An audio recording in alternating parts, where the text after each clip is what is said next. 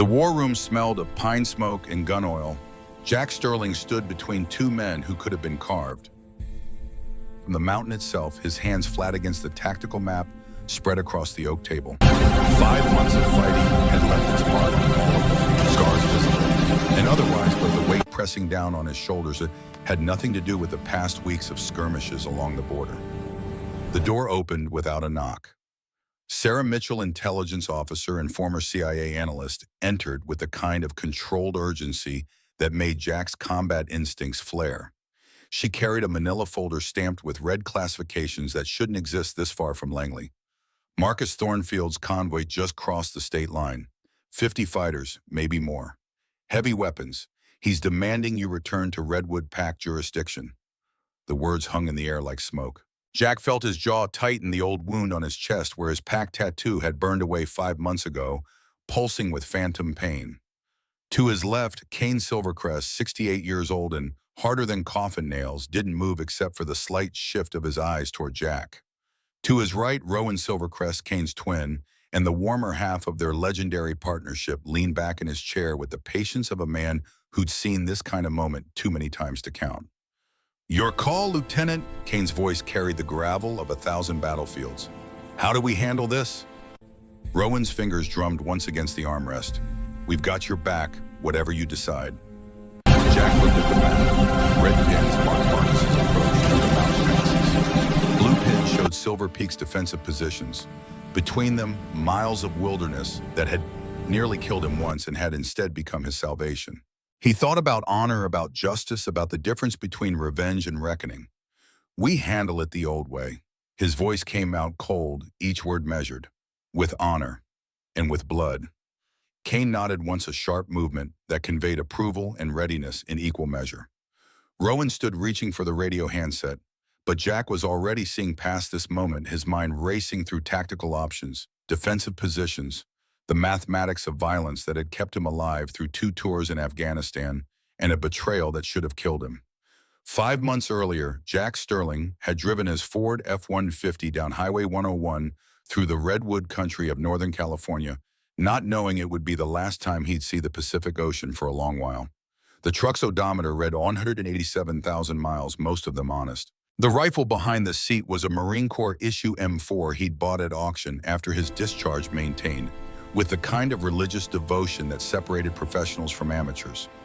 Redwood Pack territory stretched across 3 counties, from the coast to the mountains, encompassing old-growth forests and newer developments, where wealthy wolves had built estates that wouldn't look out of place in Napa Valley. Jack had grown up in the eastern section in a modest ranch house his mother had kept immaculate until cancer took her when he was 17.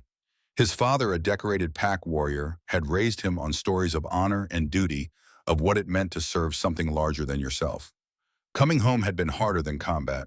The transition from leading Marines under fire to managing pack security felt like trying to fit a round peg into a square hole. But Jack had done his duty, kept his head down, trained the younger wolves in tactical fundamentals they'd never need until suddenly they did. Marcus Thornfield, the pack's alpha, had welcomed him back with calculated warmth that Jack now recognized as the first warning sign he'd missed. The pack house sat on a hill overlooking the town, a sprawling compound that mixed old California mission architecture with modern security features. Jack parked in his assigned spot, noting the new cameras installed since yesterday, the additional patrol walking the perimeter. He'd been compiling evidence for 3 months, building a case with the methodical patience he'd learned in the Corps. Every transaction documented, every suspicious meeting noted, every piece carefully cross-referenced, until the picture became clear. Marcus Thornfield was running an empire built on gun trafficking, drug distribution, and alliances with criminal organizations. The council meeting was scheduled for 7. Jack carried his evidence folder up the steps past guards who nodded with respect, through hallways lined with photographs of pack history. His father was in some of those pictures, young and strong, before the war that took him. The council chamber was full when he arrived. 20 elders and pack leaders arranged in a semicircle facing a central podium. Marcus sat at the head table wearing a tailored suit that probably cost more than Jack's truck. Next to him, Victoria Ashcroft, his enforcer, and the coldest person Jack had ever met outside of combat zones, studied her manicured nails with predatory patience. Jack's combat instincts screamed a warning he should have heeded. The room felt wrong. Too many hostile eyes. Too much tension beneath the veneer of formal procedure. Lieutenant Sterling, Marcus's voice filled the chamber smooth as whiskey and twice as poisonous. Thank you for coming. Before you present your findings, I'm afraid the council needs to address some serious allegations that have come to our attention. Jack's hand tightened on the folder. Allegations concerning you. What followed was a masterclass in political betrayal. Marcus laid out a case built on fabricated evidence, doctored documents, and testimony from witnesses who've been brought to different threats. Money missing from PAC accounts. Money Jack supposedly stole. Intelligence leaked to rival PAC's intelligence Jack supposedly sold. Plans for a coup. Plans Jack supposedly orchestrated. Every accusation was a lie, but every lie was supported by evidence so carefully constructed that untangling the truth would take months Jack knew he wouldn't have. He tried to speak to present his own evidence to force the council to see the truth, but Marcus had orchestrated this perfectly. The votes had been decided before Jack walked through the door. Guilty on all charges. Sentence expulsion from Redwood PAC. PAC bond severance. All military honors stripped. All possessions confiscated. 24 hours to leave PAC territory or face execution. The ceremony was public because humiliation was part of the punishment. 300 PAC members gathered in the central square. They made him kneel in the dirt while Marcus performed the severance ritual. Ancient words that ripped the PAC bond out of his chest like tearing roots from soil. The physical pain was extraordinary. Bones felt like they were breaking fire racing through his veins, every nerve ending, screaming. But worse than the physical agony was the sound of his own PAC turning on him. Never trusted him anyway. Always knew he was too good to be true. Good riddance to bad blood. Jack didn't beg, didn't cry. When the ritual completed and the PAC tattoo on his chest burned away, leaving raw, scorched skin, he stood up on legs that shook but held. He looked Marcus Thornfield dead in the eye. You and I both know the truth. And one day that truth is going to come for you. Marcus's smile never wavered. Get out of my sight, traitor. Jack walked through the crowd with his head high. Victoria Ashcroft was waiting near the gates. As Jack passed, she stepped close enough for him to smell her perfume, something expensive. You should have kept your mouth shut, Boy Scout. Her voice was silk over razors. Now you're nothing. Enjoy dying alone in the wilderness. Jack didn't answer. He just kept walking through the gates and out of the only home he'd known since returning from the war.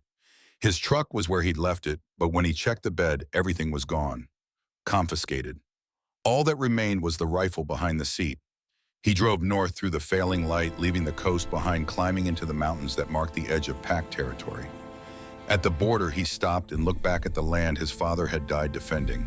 Then he crossed into neutral territory, into the wilderness where rogues and outcasts went to disappear or die. The first night Jack made camp in a ravine 20 miles from the border. He built a fire from dry wood using techniques the Marine Corps had drilled into him. The severance wound on his chest throbbed with every heartbeat, weeping fluid that worried him. PAC bonds weren't just psychological, they provided healing factors, enhanced strength connection to something larger. Without that bond, wolves weakened. The second day brought rain, cold autumn rain, that turned the mountain trails to mud. Jack pushed north toward the higher elevations, where the maps showed nothing but wilderness for 100 miles. He hunted when he could, cooked over fires built in the shelter of rock overhangs. The severance wound wasn't healing. By the third day, fever had its claws in him. Jack knew the signs, had seen too many Marines go down to infection in the Afghan heat.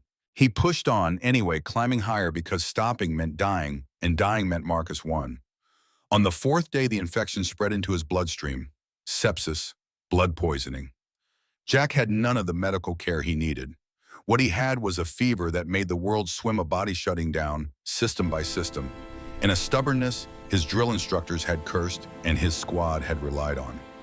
He fell sometime after noon, tumbling down a rocky slope that would have killed him if a pine tree hadn't broken his fall. The impact shattered ribs, snapped his left leg, broke a knee. He dragged himself under a rock outcropping, vision tunneling, consciousness flickering. This is how it ends. Alone. Dishonored. In some nameless stretch of wilderness where nobody will ever find the body. Footsteps. Real or imagined, Jack couldn't tell. Multiple people moving with careful precision. voices cutting through the fever dream. He's here, still alive barely. The voice was deep, weathered, carrying authority like a combat commander. Severance wound, recently expelled. Another voice harder than the first. Could be trouble. Look at the scars. Combat veteran, military bearing, even unconscious. The first voice again. Bring him. Hands lifted Jack, strong and surprisingly gentle. Warmth surrounded him. His fevered mind tried to make sense of it. Marines don't leave anyone behind, but these weren't Marines. Still alive, boy. Hang on. The first voice. We've got you. Darkness pulled him under, but it felt different from the dying he'd been doing. This darkness felt like safety. Time became meaningless. Jack floated through fever dreams, consciousness surfacing occasionally before diving back under. Voices discussed him in clinical terms. Sepsis, compound fracture, severe dehydration, pack bond trauma. Somewhere in the depths of the fever, his body fought its war for survival. The fever broke on the third day. Jack woke to find himself in a large bedroom, log cabin construction with morning light streaming through windows that looked out on pine forest and distant mountains. Medical equipment surrounded the bed. His left leg was in a cast, elevated and immobilized. His chest was wrapped in clean bandages that smelled of antiseptic and healing herbs. He tried to sit up and pain shot through his ribs. The door opened. The woman who entered wore casual civilian clothes, but her bearing screamed military medical corps. Mid-40s Asian American with steady hands and eyes that had seen too much to be shocked by anything. Easy, soldier. You've been out 3 days. She moved to check his vitals. You had sepsis from that severance wound. Lucky we found you. Another day, maybe 2, you'd have been past help. Jack's voice came out as a croak. Where am I? Silver Peak territory, Montana-Wyoming border. She marked something on a chart. You're in the Silver Crest compound. I'm Lydia Chenpak, medic. Former Army nurse, 3 tours in Iraq, so don't try to tell me you're fine. Silver Crest, the name carried weight. Jack knew the stories, twin brothers, Vietnam War veterans, who'd taken over a failing pack 40 years ago and built it into something that had never been conquered. Legends in a world where most legends were bullshit. Why did they save me? Lydia adjusted his IV. You'll have to ask them that. But I can tell you what I saw when they brought you in. Your scars tell a story, Captain Sterling. Combat veteran, someone who earned his medals the hard way. And that severance wound, fresh, brutal, done with malice. The brothers recognized it for what it was. Before Jack could ask more, the door opened again. 2 men entered, and Jack's combat-trained instincts recognized them immediately as apex predators. Identical twins, 68 years old, but carrying their age like wolves half their years. Silver gray hair worn military short. Weathered faces that had seen violence and dispensed it with equal facility. The first one had warm eyes that somehow didn't diminish the steel underneath. He moved with a dancer's grace, every gesture economical and precise. The second was broader through the shoulders, harder in expression, with eyes that assessed Jack the way a general studies terrain. Name, rank, unit, the harder one spoke first. Sterling Jack, Captain USMC, 1st Battalion, 5th Marines. The warmer one smiled slightly. Good. Military bearing intact despite what you've been through. I'm Rowan Silvercrest. This is my brother Kane. Welcome to Silver Peak territory, Captain. Thank you for saving me. Jack forced the words out. But I should leave. I'm expelled, dishonored. Kane cut him off with a gesture. We know what happened. Marcus Thornfield framed you.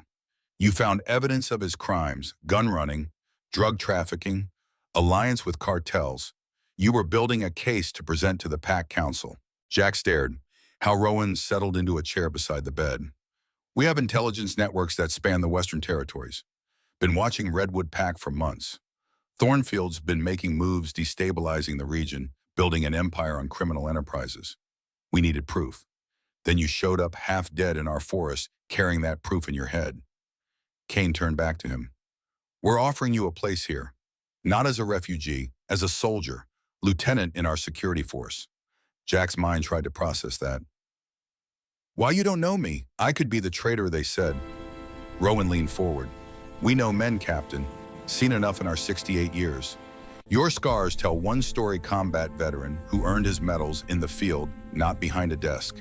Your eyes tell another man who kept his honor when it would have been easier to lose it. Kane's voice carried command authority. And frankly, we need good officers. Territory's growing, threats increasing. Thornfield's just one problem among many. We could use someone with your tactical experience, your combat record, your integrity. What's the catch? Rowan's smile widened slightly. No catch. You work hard, follow orders, earn your keep. We pay well, treat our people fairly, and we never betray our own. Kane's expression didn't change. But understand this clearly. You wear our colors, you're ours. We protect you, you protect us. That's the deal. Break it and there's nowhere you can hide. Keep it and you'll never face betrayal from us. I need time to think. Rowan nodded. Take it. Heal up first. Decide when you're ready. Jack spent the next week healing and observing. Silver Peak compound sprawled across a mountain valley, a mix of old-growth forest and carefully constructed buildings that blended function with defense. 200 wolves called this place home, and from what Jack could see, they lived with military discipline and genuine community he'd never witnessed in Redwood Pack. Lydia visited twice daily, changing dressings and checking his progress. The severance wound was healing faster than it should without a pack bond. Jack mentioned it. Strong pack bonds here. Even visitors feel it. Lydia smiled. The Silvercrest brothers built something special, not based on politics or money or who your family was, based on merit, on loyalty, on actually giving a damn about your people. She brought him reports and files to occupy his mind, intelligence assessments of regional threats, tactical evaluations of defensive positions, training schedules for security personnel. Jack read them with the attention to detail that had kept his Marines alive, and he couldn't help making mental notes of improvements. On the 8th day, when Jack could finally hobble around on crutches, he got his first tour. His guide was Sergeant Marcus Stone, no relation to Thornfield, as the man was quick to clarify with dark humor.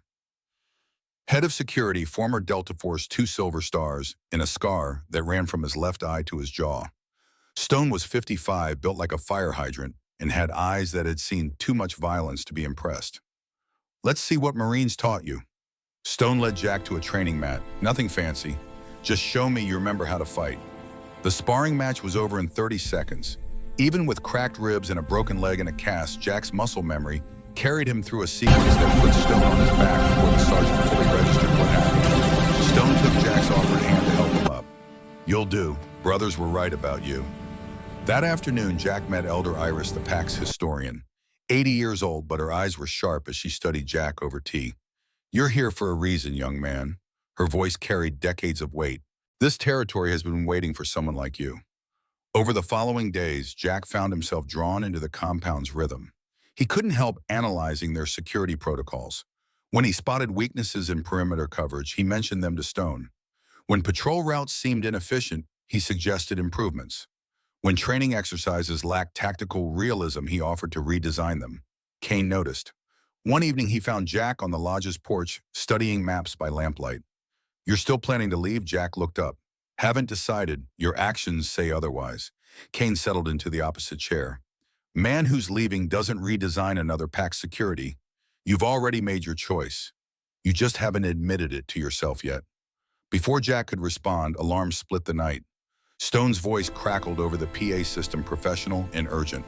Contact Eastern Perimeter. 12 hostiles heavily armed. All security personnel respond. Jack's combat instincts overrode everything else. He was moving before conscious thought, engaged, dropping the maps, grabbing the crutches. Kane was already heading for the armory, and Jack followed because that's what you did when alarm sounded. Stone met them at the armory, distributing weapons. He looked at Jack and tossed him a rifle without question. Body armor followed tactical vest ammunition. Jack stripped off his shirt, pulled on the gear with practiced efficiency, checked the rifle's action. Rowan appeared from another direction, also armed. He saw Jack gearing up and smiled grimly. Thought you were leaving. Jack chambered around. Thought I'd help first. The eastern perimeter was 300 yards from the main compound. 12 attackers had hit hard, using suppressing fire to pin down 3 Silver Peak guards. Jack assessed the situation in seconds, his Marine training overlaying tactical options. Stone was barking orders, positioning his people defensively. Good tactics, but reactive. Jack's mind was already 3 moves ahead. Suppressing fire left flank. Jack's command voice cut through the chaos. Stone, take 3 men, circle right through that ravine. I'll keep them focused center. Stone looked at Kane for confirmation. Kane nodded once. Do it. What followed was textbook ambush reversal. Jack led the suppressing element, putting rounds downrange with controlled bursts. Stone's element moved through darkness, using terrain to flank. When they emerged behind the attackers, the fight was essentially over. Caught between two elements, the attackers had two choices: surrender or die. 8 chose surrender. 4 chose wrong and paid for it. When the shooting stopped, Kane approached Jack. That was impressive, Captain. Just did what needed doing. Jack lowered his rifle, suddenly aware of the pain in his ribs. That's exactly why we want you. Rowan appeared from the darkness. Your instinct under fire. Your tactical acumen. The way our men responded to your orders without hesitation. The attackers, in brief interrogation, turned out to be mercenaries hired to probe Silver Peak's defenses. They knew nothing beyond their target and price.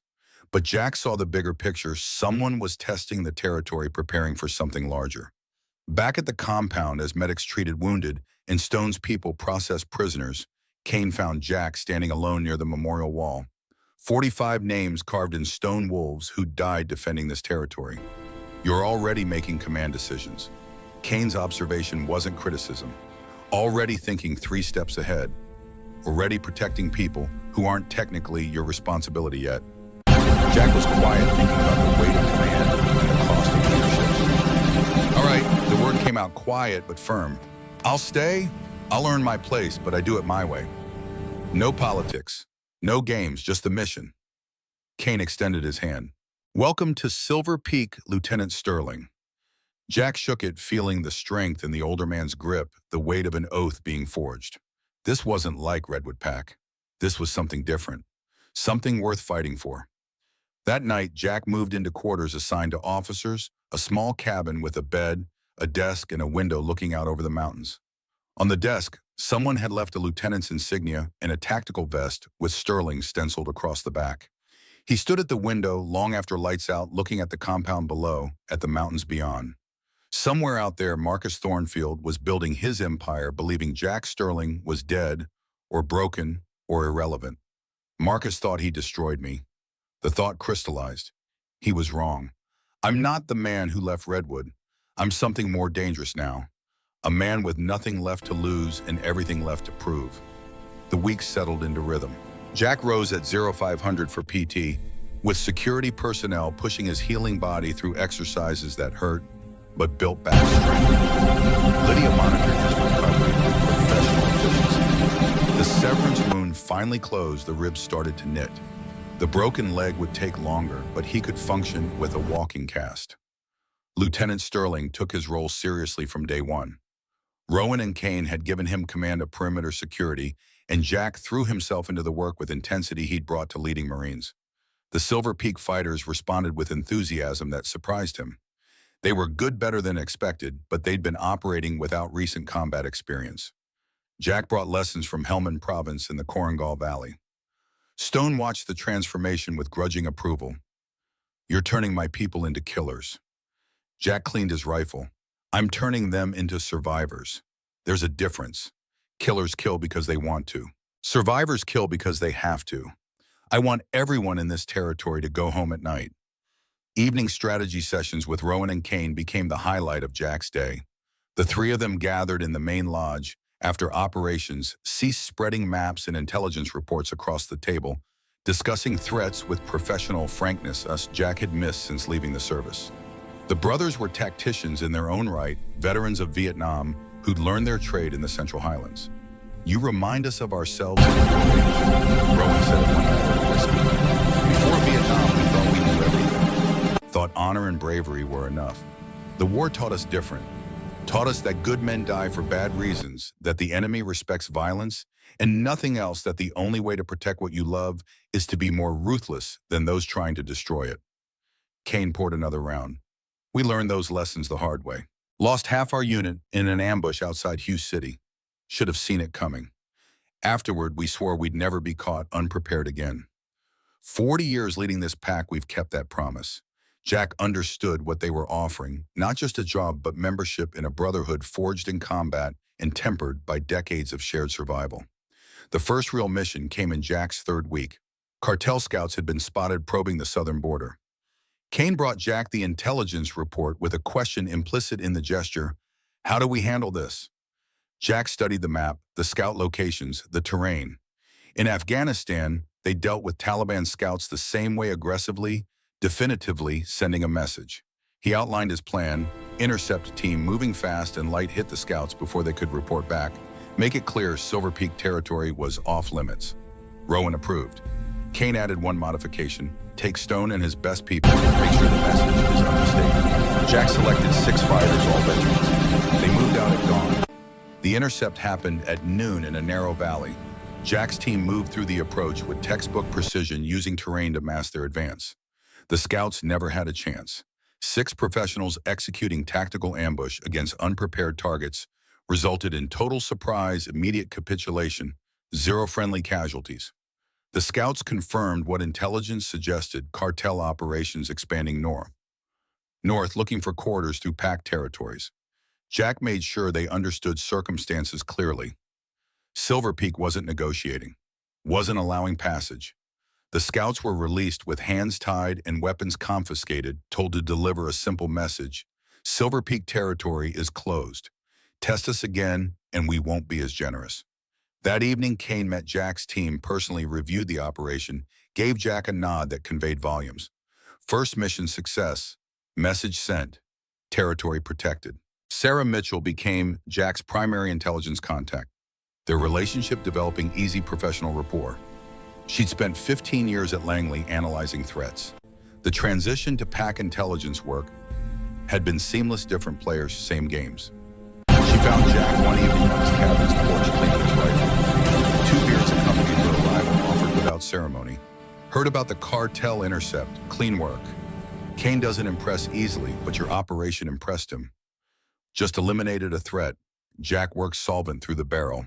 Same thing I did every day in Afghanistan. Sarah studied him with analyst eyes. You're good for this place, Jack. The brothers needed someone who understands that honor and violence are not opposites. Sometimes they're identical. They sat in comfortable silence. Jack thought about Marcus Thornfield, wondered if his former Alpha ever considered the possibility that the man he'd betrayed might survive. Decided it didn't matter. Month 3 arrived with intelligence that made Jack's tactical instincts scream warnings. Sarah delivered it before dawn, her expression carrying controlled urgency.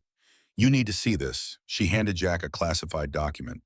There's another council, bigger than just Marcus, operating across the Western Territories. Jack read with analytical focus. Marcus Thornfield had been consolidating power in Northern California, eliminating opposition, expanding criminal operations. His fighter count had grown to over 400. Training facilities established. Weapons caches positioned. And he was looking. How long? Jack looked up. Sarah's expression was grim. Weeks, maybe. Marcus is still positioning assets, but he's coming and he'll bring everything he's got. Kane and Rowan received the news with calm that came from expecting it. They'd been watching Marcus for months, had known confrontation was inevitable. But preparation required intelligence, and intelligence required interpretation. This is your fight now, too. Kane's statement acknowledged reality. Marcus can't allow you to exist. You're evidence of his crimes walking around in enemy territory. Every day you're alive represents a threat to everything he's built. Then we prepare. Jack's voice carried the calm that came from accepting the inevitable. We fortify defenses, strengthen alliances, make him pay for every inch. He's got numbers, but we've got terrain and preparation. What do you need? Rowan leaned forward. Time, intelligence, training for every able body in this territory. Jack was already making lists. Marcus will come with overwhelming force. We can't meet him head on. We need to make this territory a meat grinder. Kane's smile was cold. Then let's get to work. The following weeks transformed Silver Peak into a fortress. Jack worked 18-hour days, driving himself and everyone else with intensity. Defensive positions were reinforced, expanded, layered with overlapping fields of fire. Fallback positions prepared. Patrol routes redesigned. Every fighter received advanced tactical training. The civilian population was briefed and evacuated to secure locations deeper in the territory. It was hard on families, but necessary. Jack established a war council. Kane, Rowan Stone, Sarah, and key personnel. They met daily reviewing intelligence updating plans, wargaming scenarios. The sessions were intense, professional, characterized by brutal honesty. Marcus sent his first official message in Jack's fourth week. An emissary under flag of truce carrying demands wrapped in diplomatic language. Return Lieutenant Sterling. Cease interference. Allow free passage for commercial operations. Comply or face consequences. Jack wrote the response himself. Lieutenant Sterling is under Silver Peak protection. His expelled status is recognized as unjust political persecution. We possess documented evidence of Alpha Thornfield's criminal activities. Any attempt to take Sterling by force constitutes an act of war. The emissary departed looking pale. Jack watched him go. You just declared war, Kane observed. He declared it when he framed me. Jack's voice was flat. I'm just answering. Alliance building accelerated. Rowan traveled to neighboring territories with evidence and warnings. 3 smaller packs agreed to mutual defense pacts, adding roughly 100 fighters. Still outnumbered, but less desperate. Jack personally integrated allied fighters into defensive plans. It was challenging different traditions, different command structures, but Jack had experience from Afghanistan integrating different units. The principles were universal: clear communication, shared objectives, trust through training. The first attack came on a Tuesday afternoon when Jack was leading a supply convoy 15 miles from compound. 15 fighters, 3 vehicles, standard security. The ambush hit 5 miles out, professional and coordinated 30 mercenaries with automatic weapons and explosives. Jack's training saved lives in the first 10 seconds. He recognized the pattern-shaped charges targeting lead and rear vehicles, machine gun fire from elevated positions. His response was immediate. Defensive circle, return fire, suppress those positions. Stone was in the rear vehicle coordinating response. The Silver Peak fighters had been drilled until procedures became automatic. Within 30 seconds, defensive positions were established, suppressing fire, engaging enemy positions. But 30 against 15 meant trouble. Jack assessed with cold calculation. Standard doctrine said call for reinforcement and hold. But this ambush was designed to kill everyone before help arrived. Jack made the decision that would define his reputation. Stone, take 8 fighters, hold this position. I'm flanking them. What are you doing? Stone demanded. Winning this fight, Jack grabbed 6 fighters. With me, move. What followed was textbook tactics. Jack led through the ravine under covering fire, moving fast but controlled. The ambushers were focused on the pinned convoy. They never saw Jack's element until too late. The assault was brutal and efficient. Jack's fighters emerged behind the ambush positions and rolled them up in 15 minutes of close-quarters violence. Attackers who surrendered were zip-tied. Those who fought died. Among the captured was a woman Jack recognized immediately. Victoria Ashcroft looked at him with cold calculation despite being on her knees in the dirt. Should have killed you in the wilderness. Her voice carried no emotion. Jack crouched to her level. He will try. Difference being that last time I was alone, fevered, and unarmed. Now I'm not. The interrogation of Victoria took hours. She sat calmly in the secure room calculating odds. Why did Marcus really frame me? Jack opened with the question that had haunted him. Victoria studied him, some internal calculations becoming out. Finally, she laughed harshly. You really don't know. You stumbled into something much bigger. Explain. Kane's command carried weight. Marcus isn't working alone. There's a coalition. The Council, 7 Alpha leaders across Western territories. Their goal is regional control through crime intimidation, systematic elimination of opposition. Marcus holds California. Others control Oregon, Nevada, Idaho, parts of Washington. Combined resources, 3,000 fighters, millions in illegal revenue, politicians, and law enforcement on payroll. Jack felt something cold settle in his stomach. And I threatened this, how your investigation didn't just expose Marcus. It would have revealed the entire network. Financial transactions, supply chains, coordination between supposedly independent pacts. The Council couldn't allow that exposure. You had to be eliminated. Sarah leaned forward. Who were the other Council members? Victoria provided 6 names. The scope was staggering, a criminal conspiracy spanning 5 states. And Silver Peak Rowan's question was quiet. You're the obstacle. Victoria's smile was cold. The Council offered the Silvercrest Brothers partnership. You refused. Your territory sits at strategic crossroads. Your reputation makes other packs think resistance is possible. You represent everything the Council wants to eliminate. When are they coming? Jack addressed her directly. Not just Marcus, all of them. Victoria's smile widened. Within weeks. Marcus is leading because you're here. But the other Council Alphas are sending reinforcements. Maybe 3,000 fighters total. You can't win this. Jack walked to the window. People going about evening routines. Normal life about to be shattered. Tell me everything. Every council member, every alliance, every resource they can bring. Full intelligence. And maybe we don't turn you over to Regional Pack Council as accomplice to conspiracy. Victoria considered, then started talking. The intelligence Victoria provided reshaped everything. The council wasn't just criminal enterprise. It was systematic attempt to replace pack governance with authoritarian control.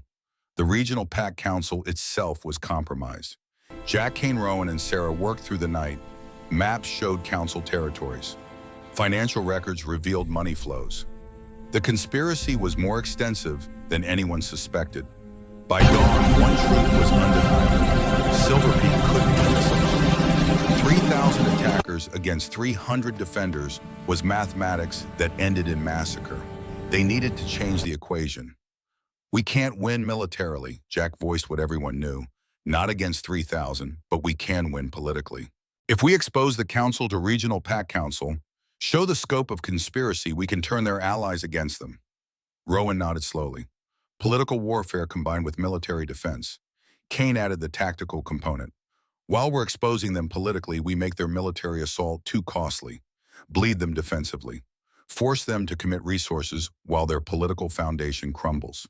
Sarah was making lists. We need to get this intelligence to Regional Pack Council. Contact packs under council control. Coordinate resistance simultaneously. The strategy crystallized. Silver Peak would fight, but not alone and not just militarily. They'd expose the conspiracy while defending against assault. It was risky, required precise timing, but it was the only option that didn't end in massacre.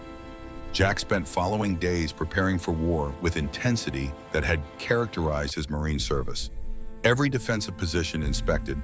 Every fighter received final instructions. Every contingency planned and rehearsed. The compound transformed into a fortress. Allied packs received detailed intelligence packages. Sarah's contacts in Regional Pack Council got evidence through channels that couldn't be intercepted. Political front engaged while military preparations continued. One evening as sunset painted the mountains, Jack stood with Kane and Rowan on the lodge's porch watching their territory one last time before war arrived. Tomorrow scouts reported Marcus's advance elements would reach the border. Proud to call you Brother Jack. Rowan's words carried weight. Proud to stand with you in what's coming. Kane's hand settled on Jack's shoulder. Whatever happens, you earned your place here. Earned your name on that memorial wall beside ours if it comes to that. But I don't think it will. I think Marcus Thornfield is about to learn the hardest lesson of his life. Jack thought about his father, about honor in the long game. Thought about the 45 names on the memorial wall, but he also thought about what they were defending. Not just territory. The idea that honor mattered, that justice was worth fighting for. Marcus thought he destroyed me. Jack spoke quietly. Thought he took everything. He was wrong. He just freed me to find where I belonged.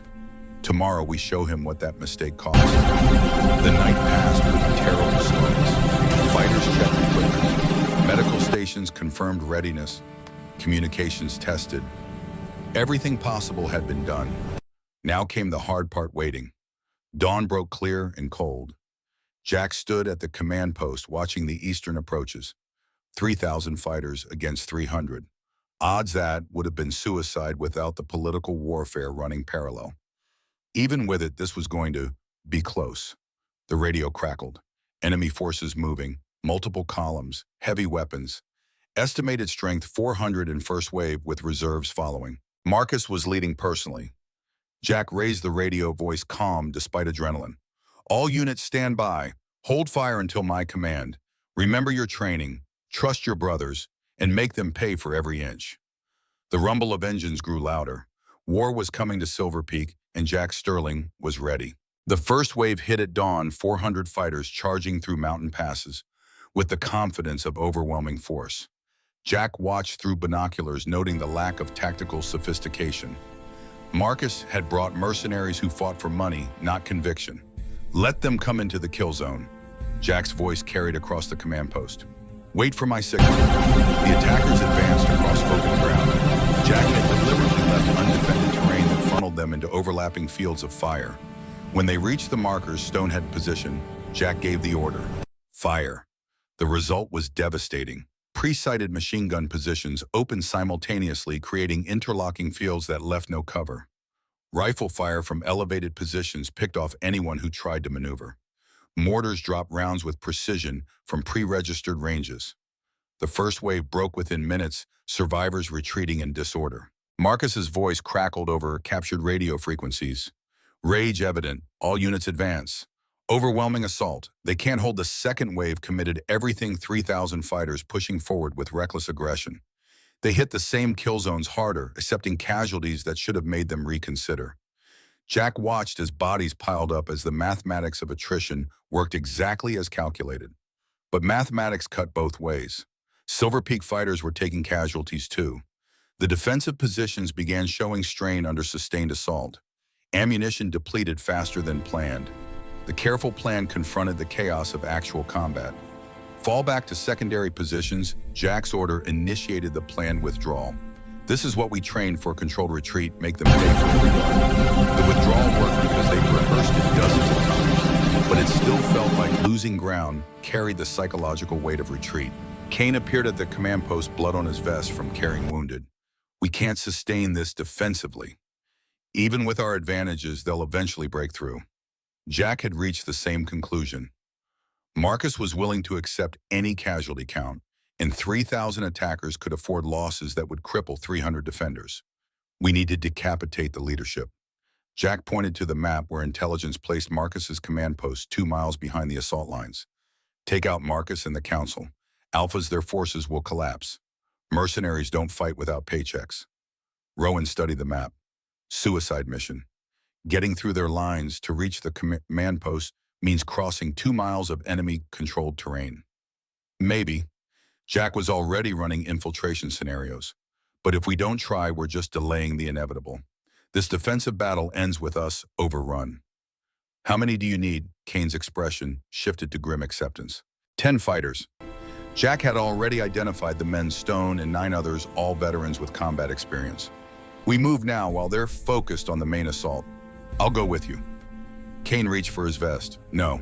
Jack's response was immediate. You're needed here to command the defense. Same to Rowan. If this mission fails, Silver Peak needs you both. This is my fight anyway. Marcus came here for me. I'm going to finish it. The brothers shared a glance, decades of partnership, allowing complex discussion in seconds. Finally, Kane nodded. Then come back alive. That's an order. Jack assembled his team in 10 minutes. Stone 8 fighters and Sarah, because intelligence officers sometimes made the best operators. They moved out through a concealed exit into the forest flanking the assault corridor. The infiltration took 2 hours of careful movement through terrain that should have been impossible to traverse undetected. But Jack had learned from Taliban fighters who moved through valleys patrolled by American forces with sophisticated surveillance. The principles were universal: use terrain that looked impassable, move during chaos, trust patience over speed. They encountered enemy patrols twice. Both times, Stone's people eliminated guards with knives and suppressors, quiet violence that left bodies hidden and no alert raised. Marcus's command post was in a clearing 2 miles behind the lines, a collection of vehicles and portable structures protected by 50 guards. Too many to fight through directly, but protection focused outward. Nobody expected attack from behind enemy positions. Jack positioned his team on high ground, studying patterns through binoculars. Guard rotations, communications discipline. Inside the largest structure, he could see figures moving, council alphas coordinating the assault. Explosives breached the perimeter. Jack outlined the plan in whispers. Stone, take 4 fighters enveloped from the right. I'll lead through center breach. We have maybe 5 minutes before their QRF responds. Get to the command structure. Eliminate the council leadership. Get out. What about prisoners?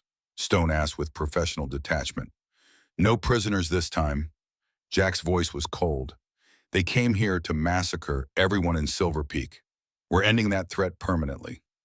The assault began with shaped charges detonating on the perimeter. Jack led his element through the breech rifle, up-firing with controlled precision. His people moved in practiced coordination, covering angles, advancing through chaos like surgical instruments. Resistance was fierce but disorganized. Guards weren't prepared for enemy forces inside their perimeter. Jack's element cut through them with brutal efficiency, reaching the command structure within 3 minutes. The fight was brief and savage. Guards fell to coordinated fire. Sarah took down communications. Somewhere in the chaos, Stone's element was doing the same from the opposite side. Command structure next. Jack advanced on the main building, Stone's element converging from the opposite side. Inside, 5 Council Alphas scrambled for weapons, realization dawning that their fortress was breached. Marcus Thornfield was among them, face shifting from arrogance to shock to naked fear. He raised his hands in surrender. "Wait, Jack. Wait, this was all a mistake. We can negotiate." Jack's rifle remained shouldered, targeting Marcus' center mass. Every instinct screamed to shoot to end the man who'd destroyed his life. But he remembered Stone's words from months ago: "Executing prisoners makes us no different from the enemy." "On your knees." Jack's voice was cold steel. "All of you, hands behind your heads." The Council Alphas complied except Marcus, who remained standing. "Please, Jack, I'll give you anything. Money, territory, power. Just let me live." "You don't understand." Jack's rifle didn't waver. "This isn't about revenge. This is about justice. You're going to face trial for conspiracy, murder, treason. You're going to answer for every crime. And then you're going to spend whatever life remains regretting that you betrayed a good man." Marcus's hand moved toward hidden weapon. Stone's rifle barked once Marcus's shoulder exploded in red mist. The former Alpha collapsed, screaming. "Should have stayed down." Stone's observation carried no emotion. The extraction was textbook. Jack's team secured the Council Alpha's administered field dressing to Marcus's wound to keep him alive for trial, called for pickup from Silver Peak forces who'd begun advancing once enemy leadership disappeared and mercenaries started fleeing. The ride back showed the aftermath. Bodies littered the assault routes. Wounded from both sides received treatment from medics who'd stopped distinguishing between friend and enemy once shooting stopped. Silver Peak fighters moved with exhausted efficiency.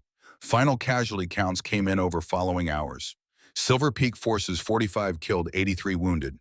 Allied packs 38 killed, 67 wounded. Painful losses that would echo for years. But Council forces had lost over 800 dead, 1,200 wounded or captured, with the remainder scattered and no longer constituting organized threat. The Regional Pack Council convened within a week, presented with overwhelming evidence.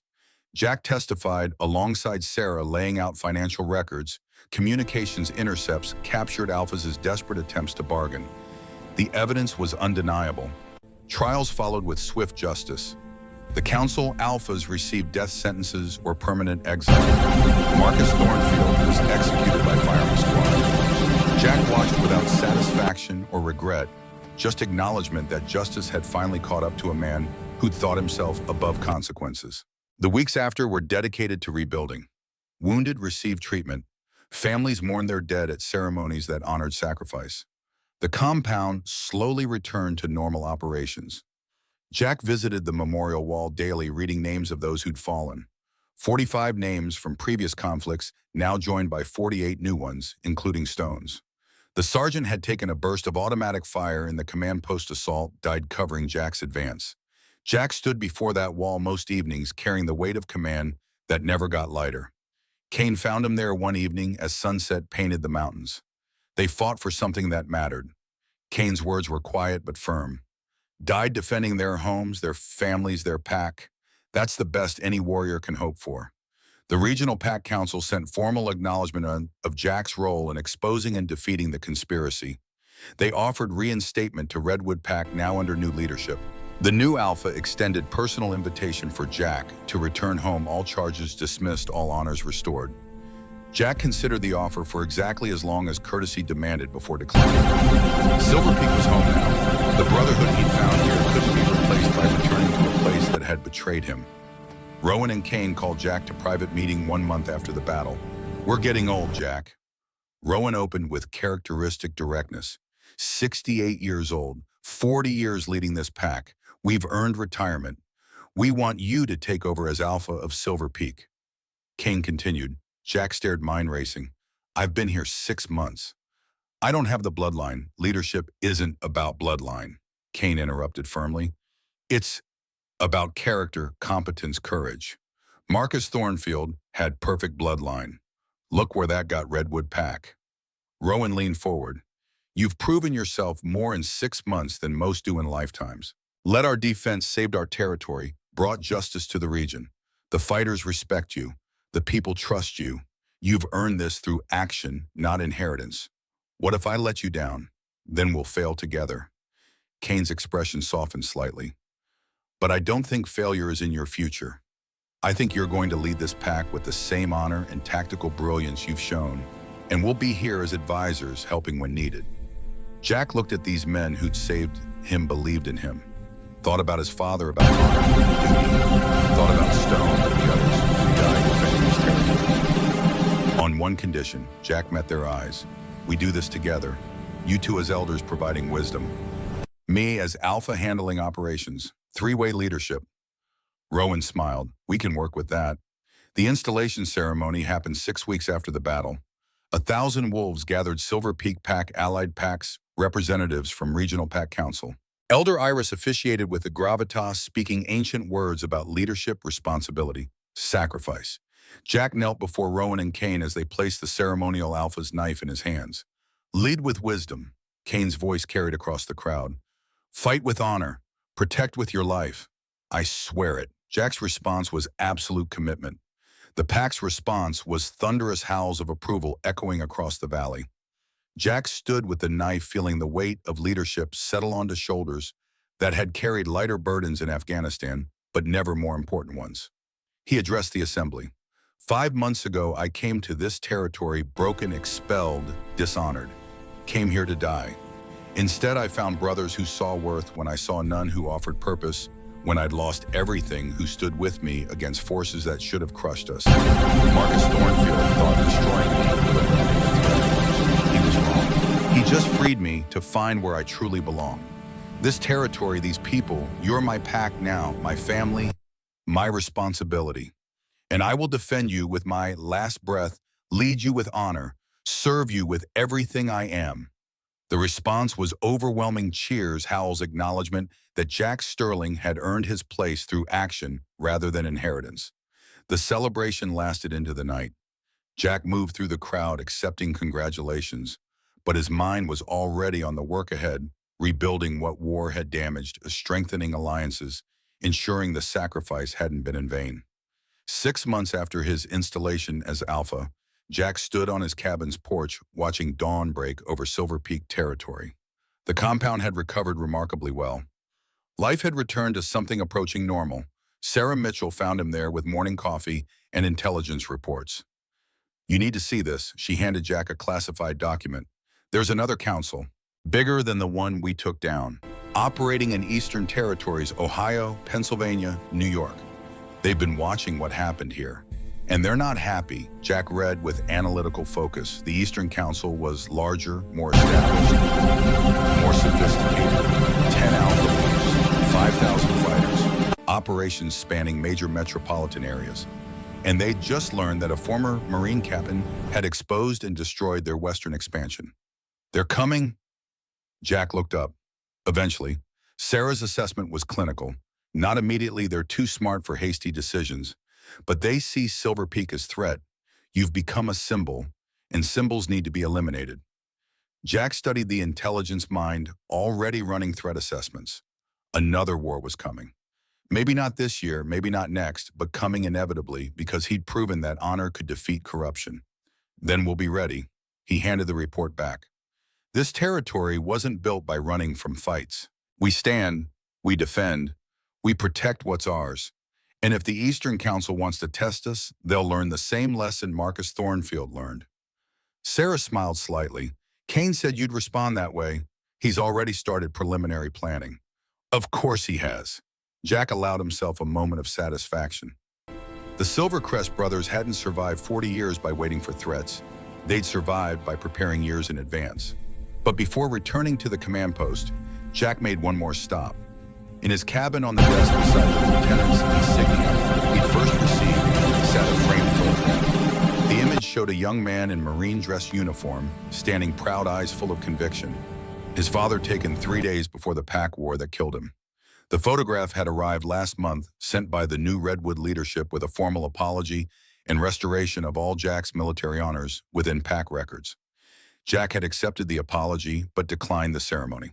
What mattered was that his father's memory was honored, that the sterling name was cleared. Jack touched the frame gently. "I hope I'm making you proud, old man. I found my place, found my purpose, found brothers worth fighting beside. This is what you taught me honor looked like." He thought about the journey from that riverbank in Northern California where he'd scrubbed his skin raw, trying to wash away shame, to this moment. Alpha of Silver Peak, leader of warriors who'd proven themselves in combat, guardian of a territory that represented something worth dying for. That evening, Jack returned to the memorial wall where 53 names recorded Silver Peak's honored dead. He stood before it with the weight of Alpha responsibility, knowing more names would likely be added before his leadership ended. War was coming again. Different enemy, same stakes. But Jack Sterling wasn't the broken man who'd stumbled into his territory 7 months ago. He was Alpha of Silver Peak, now leader of 300 warriors who'd proven themselves commander of alliances, forged through shared sacrifice. He'd walked through betrayal and emerged stronger. He'd faced overwhelming odds and survived. He'd learned that honor and violence weren't opposites, but complementary forces when wielded by men who understood the difference between murder and justice. The sun disappeared behind the mountains, darkness claiming the valley stars emerging overhead. Jack Sterling, Alpha of Silver Peak, former Marine captain betrayed and resurrected, stood watch over his territory and prepared for whatever came next. Because that's what leaders did. They stood watch while others slept, carried burdens others couldn't bear, made hard calls others couldn't make. This was his purpose. This was his redemption. This was his forever. Marcus Thornfield had thought betrayal would destroy him. Instead, it had forged him into exactly what this territory needed. A leader who understood that honor was worth any sacrifice, that brotherhood transcended blood, that the only way to protect what you loved was to be more dangerous than those trying to destroy it. The Eastern Council was coming, and when they arrived, they'd face Alpha Jack Sterling and 300 warriors who'd already proven that they were willing to die for. The legend of Silver Peak was just beginning, and Jack would spend the rest of his life ensuring that legend endured. He smiled into the darkness, feeling the certainty that came from finding his place in the world. From broken outcast to legendary Alpha, from rejected to respected, from alone to surrounded by brothers. The journey had cost him everything and given him more than he'd ever dreamed possible. Tomorrow would bring new challenges. The Eastern Council would eventually make their move. Other threats would emerge from the shadows. But tonight, Silver Peak was safe. His people were protected. Justice had been served. And Jack Sterling stood watch as he would every night for the rest of his life, guardian of a territory built on honor, sustained by brotherhood, and defended by warriors who understood that some things were worth any price. This was his legacy. This was his oath. This was his blood promise to every name carved in that memorial wall, to every person who depended on his leadership, to the brothers who'd given him a second chance when the world had written him off. Silver Peak would stand, and so would he.